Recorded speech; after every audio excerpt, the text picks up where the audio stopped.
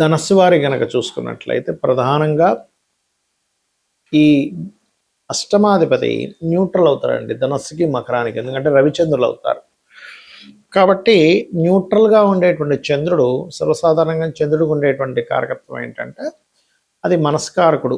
మనసు చూడండి తొందరగా అప్పుడే ఆనందం పొందుతుంది, అప్పుడే కొంచెం అనీజినెస్కి గురైపోతూ ఉంటాం.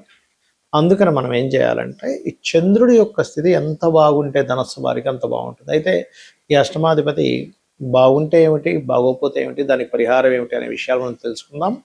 అయితే ఈ యొక్క విషయాలు చెప్తుంది నేనైనప్పటికీ చెప్పిస్తుంది సాక్షాత్ లలితా అమ్మవారిగా భావిస్తూ ఆ లలితాంబిక అమ్మవారి యొక్క అనుగ్రహం మీకు పరిపూర్ణంగా కలగాలన్న స్ఫూర్తి కోరుకుంటూ, ఇక్కడ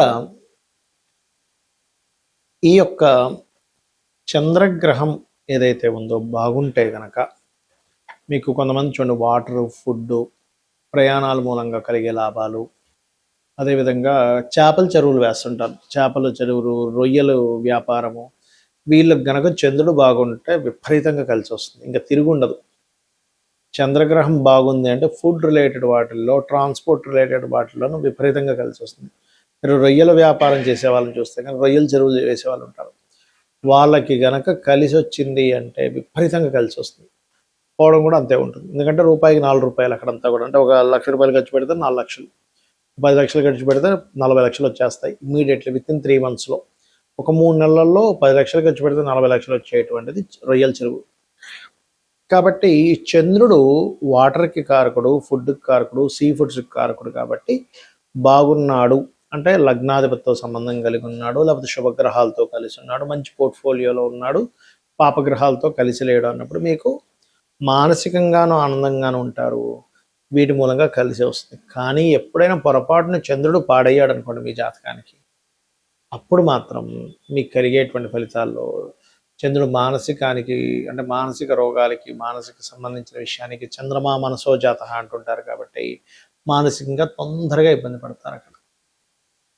అప్పుడు ఏమవుతుంటుంది, ఆ చంద్రుడి యొక్క స్థితిగతులు పాడైనందుకు మీకు కలిగేటువంటి ఫలితాలలో ప్రత్యేకంగా మీరు ఏదైతే అంటే అష్టమాధిపత్యము రావడం వలన ప్రయాణాల్లో ఇబ్బందులు రావడం, సడన్గా అప్సెట్ అవ్వడం, మరియు చేపల చెరువులు, రొయ్యల చెరువులు లాంటివి వేయడం ద్వారా నష్టపోవడం, వాటర్ ప్లాంట్స్ పెట్టడం ద్వారా నష్టపోవడం, కొంతమంది చూడండి నీళ్ళ వ్యాపారం అందరికీ కలిసి వస్తుంది, కొంతమంది కలిసి రాదు, లేదా వస్త్ర వ్యాపారం కలిసి రాకపోవడం, అంటే వీటి మూలంగానే నష్టాలు రావడం.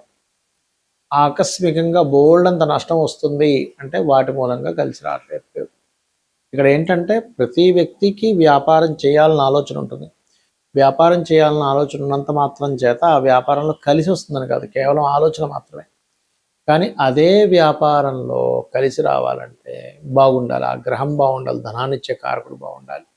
మరి మీరు ఏం చేయాలి దీనికి పరిహారం అంటే బియ్యం దానంగా ఇవ్వడం, చంద్రుడు ఏ గ్రహాల ద్వారా అయితే పాడయ్యాడో ఆ గ్రహాలకు దానం ఇవ్వడం, నీరును గోవులకు తినిపించడము, చలివేంద్రాలు పెట్టడం ద్వారా మీకు పితృదేవత అనుగ్రహం కూడా కలుగుతుంది.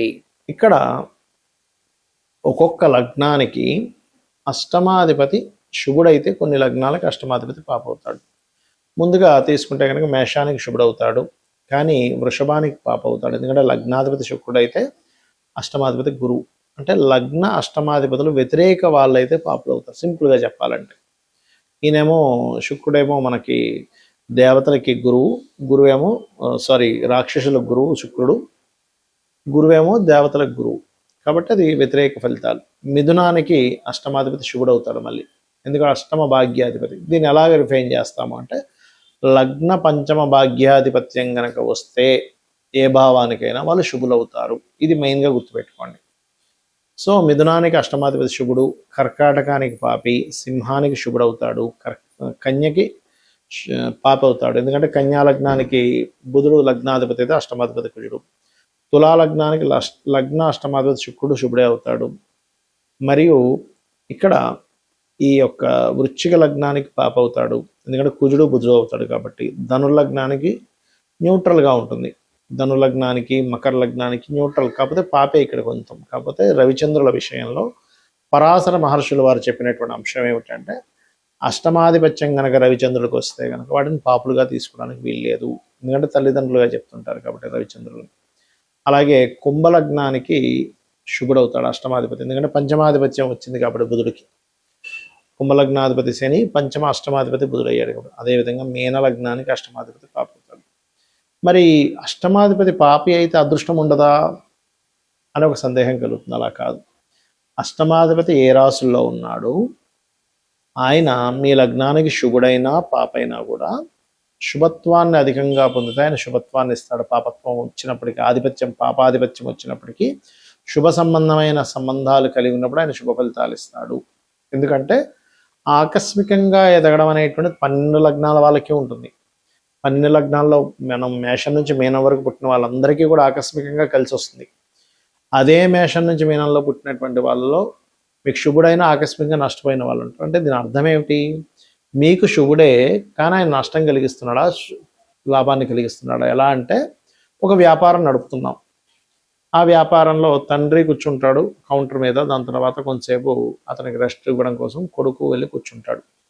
కానీ కొడుకు యొక్క బుద్ధి కనుక అక్కడ ఉండేటువంటి కౌంటర్లో ఎంతో కొంత ధనాన్ని తీసుకొని వెళ్ళి ఎంజాయ్ చేయడమో, వ్యసనాలకు గురైనప్పుడు, కొడుకు సొంత కొడుకైనప్పటికీ అక్కడ ఉండేటువంటి ధనాన్ని అపహరించుకు వెళ్ళి కొన్ని వీక్నెస్ల వల్ల అతను ఆ యొక్క వ్యాపారానికి నష్టం వచ్చేలాగా ప్రవర్తించవచ్చు. ఎందుకు అంటే అక్కడ సొంత కొడుకే, అంటే లగ్నానికి శుభుడే అష్టమాధిపతి కనుక నష్టం కలిగించే బుద్ధి ఆ అధిపతికి పాడైపోయింది. ఆ అధిపతి పాడయ్యాడు. అలాగే ఇప్పుడు ఎవరైనా పని వ్యక్తిని మనం పెట్టుకున్నాము, ఉదాహరణకు ఒక అసిస్టెంట్ని పెట్టుకున్నాం. అసిస్టెంట్ చాలా నిజాయితీ పరుడు అనుకోండి, వాడు రూపాయి ముట్టుకోడు పాప అయినప్పటికంటే దీని అర్థం ఏమిటి?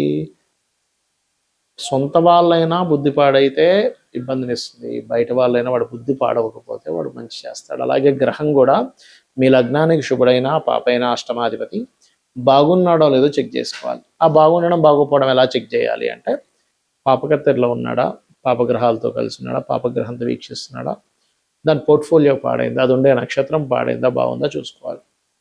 దీన్ని డివిజనల్ చార్ట్స్ అంటారు. అంటే వర్గ చక్రాల్లో ఎక్కడైనా పాడైతే కూడా దీని యొక్క ప్రభావం ఆ రకంగా ఇస్తూ ఉంటుంది, గుర్తుపెట్టుకోండి.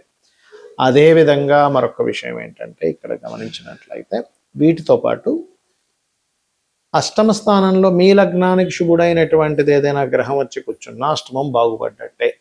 ఇవి రూల్స్. అయితే అష్టమం అనేటువంటిది అదృష్టము, మీ యొక్క పూర్వజన్మ పుణ్యాన్ని విత్డ్రాల్ చేసుకునేటువంటి స్థానం అష్టమం. 9వ భావం మనం భాగ్యభావం అంటాం. భాగ్యాన్ని విత్డ్రాల్ చేసుకునేది అష్టమం. కాబట్టి ఎవరైనా రాజకీయాల్లో బాగా రాణించాలన్నా, లేకపోతే లాటరీ కొట్టామండి అంటూ ఉంటారు, లాటరీ కొట్టాలన్నా, ఒక నిధి దొరికిందండి అనాలన్నా, వీటన్నిటికీ కూడా అష్టమమే ముఖ్య కారణము. అందుకని మీరు పూజ చేస్తున్నామండి, ఫలితం రాలేదు, అష్టమం పాడైంది, అక్కడ భాగ్యంతో పాటు అష్టమం కూడా పాడవుతుంది, పంచమం పాడవుతుంది. కొంతమంది కాన్సన్ట్రేషన్ ఎందుకు చేయలేరంటే అది కారణం. కాబట్టి మీరు ఏం చేయాలంటే అష్టమీ చంద్ర విభ్రాజ అలికస్థల శోభితాయే నమః, ఈ మంత్రము కూడా మీకు అద్భుతంగా పనిచేస్తుంది. అదృష్టం అనేది లేకపోతే ఎలా ఉంటుందంటే దగ్గర దాకా వెళ్ళి మిస్ అవుతుంది. చూడండి, కొన్ని మనం సినిమాల్లో చూస్తూ ఉంటాం, సినిమా హీరోల్లో కూడా చూడండి, ఏ బ్యాక్గ్రౌండ్ లేదండి కానీ వచ్చేసి హిట్ అయిపోయి పెద్ద హీరో అయిపోయాడండి అంటూ ఉంటాం. పెద్ద బ్యాక్గ్రౌండ్ ఉంది, తండ్రి చిన్నాన్నలు అందరూ డైరెక్టర్లు ప్రొడ్యూసర్లు ఉండి కూడా సక్సెస్ అవ్వలేకపోతుంటారు. దాన్ని అదృష్టం అంటాం. అసలు ఎప్పుడూ కొననటువంటి వ్యక్తి ఎప్పుడూ లాటరీ కొంటే టక్కన వాడికి కలిసి వస్తుంది. అసలు ఎప్పుడు నేను వెళ్తా అనుకోలేదండి గవర్నమెంట్ జాబ్లోకి, ఫ్రెండ్ ఏదో సరదాగా వెళ్ళాడు, ఫ్రెండ్తో పాటు నేను ఏదో సరదాగా అప్లికేషన్ పెట్టాను, గవర్నమెంట్ జాబ్ వచ్చేసింది అంటాడు. అలా కాకుండా మరి కొంతమంది కొన్ని సంవత్సరాల తరబడి పాపం ఎంతో కష్టపడితే కానీ రాదు కొంతమందికి. దీన్నే అదృష్టం అంటారు. ఆ అదృష్టం అనేది పంచమ లాభ భాగ్యాలతో పాటు అష్టమ స్థానం కూడా సంబంధం కలిగి ఉంటుంది. బికాజ్ ఆఫ్ పూర్వజన్మ పుణ్యం విత్డ్రాల్ ప్లేస్ కాబట్టి నేను ఇందాక చెప్పినటువంటి ఓం అష్టమి చంద్ర విభ్రాజాలిక స్థల శోభితాయ మహామంత్రం చేసుకోవడము. మరి కొంతమందికి ఇప్పుడు మనం చెప్పుకున్నాం ఏది నిధులు దొరుకుతుంటాయి ఎలాగా అంటే, పూర్వజన్మల్లో వాళ్ళు ఒక ఊరంతా ఏదో ఇబ్బందులో పడితే వాడి దగ్గర ఉన్నది మొత్తం సర్వస్వం కూడా దానం చేసిన వాడి వ్యక్తి అయి ఉంటాడు. లెక్క కట్టకుండా ఇప్పుడు నేను ఈ దానం చేస్తే నాకేంటి లాభము అని చెప్పి లాభాపేక్ష చూసుకోకుండా, అవతల వాళ్ళు ఇబ్బందుల్లో ఉన్నారు కదా, ఆ ఇబ్బందుల్లో ఉండేటువంటి వారికి ఏదో ఒకటి సహాయం చేయాలనే భావనతో చేయడం అనేటువంటిదే మీకు అక్కడ ఫలితం ఇస్తుంది. ఇది పాటించండి, ఖచ్చితంగా మీరు అదృష్టాన్ని పొందుతారు. శ్రీమాత్రే నమః.